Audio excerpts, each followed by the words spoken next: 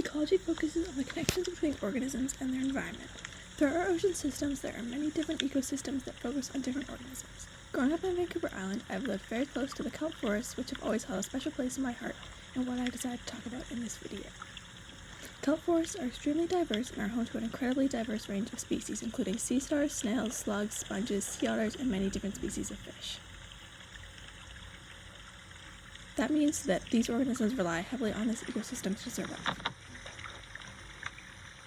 Kelp is an abundant food source for many animals to graze on, such as sea urchins, and is the backbone of this marine ecosystem.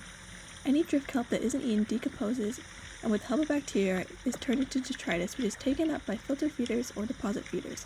Many of these animals are eaten by other animals such as crabs or sea stars. The kelp themselves rely on light to photosynthesize, which means that they are mostly found in shallower areas of the ocean. As kelp grow and change, the challenges that they face also change. First, the kelp will have to compete with other organisms for space to grow, and then compete for space to grow to absorb light. A serious threat to kelp forests, and the main point of this video, is the threat of overgrazing done by sea urchins.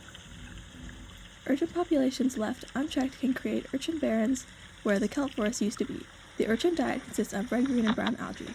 They are small and mighty creatures, but only grow up to about 7 centimeters across and consume about 30 feet of kelp per month.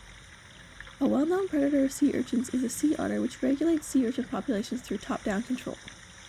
Eating sea urchins, the other sea otters stop the overgrazing and allow for kelps to flourish.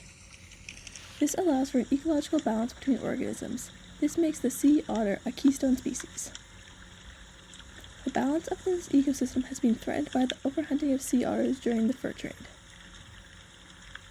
Sea otters were extirpated from the coast of British Columbia, which resulted in an overpopulation of sea urchins, making many kelp forests turn into urchin barrens, which pose as a threat to all other organisms related to the kelp. To restore the balance of the ecosystem, scientists reintroduced sea otters from the coast of Alaska to BC and enforced tighter laws against overhunting. By reintroducing sea otters to the kelp ecosystem, the sea urchin population was able to be regulated.